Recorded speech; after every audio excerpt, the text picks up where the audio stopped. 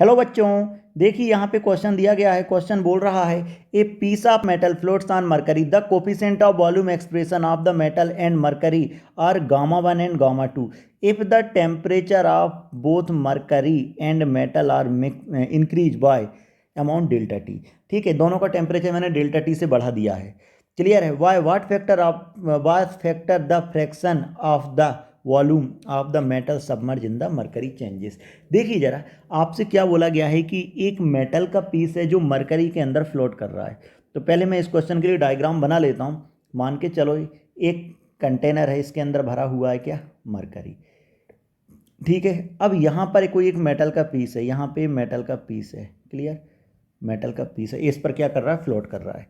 Clear, तो ये दिया गया इनिशियल कंडीशन। अब आपसे क्या बोला गया, जैसे ही मैंने टेम्परेचर बढ़ाया डेल्टा टी, तो क्या होगा, टेम्परेचर बढ़ाने पे डेंसिटी पर फर्क पड़ता है, हम जानते हैं, क्योंकि यहाँ पे दोनों का क्यूबिकल एक्सपेंशन दिया गया है। तो मुझे बताना है what factor the fraction of the volume submerge. आपको बताना है कि किस फैक्टर का जो वॉल्यूम सबमर्ज है उसमें कितना चेंज हुआ है। ठीक है, तो इस क्वेश्चन को कर लेते हैं। तो सबसे पहले मैंने मान लिया लेट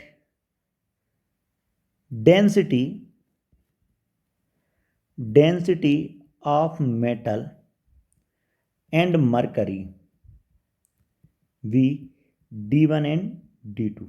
एक की मरकरी D1 मान ली, दूसरे की मैंने D2 मान ली। तो क्या लिख सकते हैं, the fraction of volume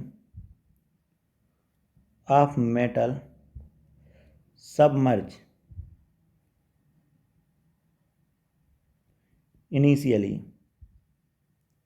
initially मैंने फ्रैक्शन मान लिया F equal to D1 by D2।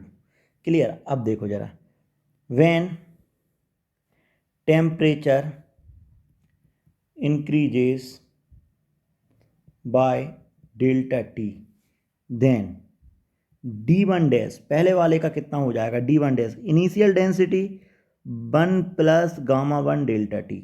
दूसरे वाले के लिए बात करें, d2 dash equal to d2 1 plus gamma 2 delta T. Clear. अब देखो जरा, तो अपन क्या लिख सकते हैं, so fraction of volume metal submerge. देखिए, अगर मैं बात करता हूं कि जैसे मैंने टेम्परेचर को बढ़ाया, तो हमने देखा कि यहाँ पे क्यूबिकल एक्सपेंशन दिया गया है, तो यहाँ पे डेंसिटी पर फर्क पड़ेगा। तो पहले मैंने डेंसिटी का रेशो निकाला था D1 बाई D2 इनिशियली, जिसका फ्रैक्शन क्या नाम दिया था, F1, F दिया था। अब बाद में जब मैं डेंसिटी का रेशो निकालता हूँ तो क्या लिख सकता हूँ, D1 D by D2 D1 dash by D2 2 dash. तो क्या लिख सकता हूँ, D1 by D2 1 plus gamma 2 delta T divide by 1 plus gamma 1 delta T लिख सकता हूँ क्या। तो मेरे पास जो फाइनल रेशो है, इस रेशो को मैं क्या नाम देता हूँ, F dash equal to F 1 plus gamma 2 delta T divide by 1 plus gamma 1 delta T. अब देखो, जो फ्रैक्शनल चेंज हो रहा है, फाइनल फ्रैक्शनल है, वो क्या हो गया, इनिशियल फ्रैक्शनल के साथ प्रोडक्ट हो रहा है 1 plus gamma 2 delta T divide by 1 plus gamma 1 delta T. Hope you understand the solution. Thank you.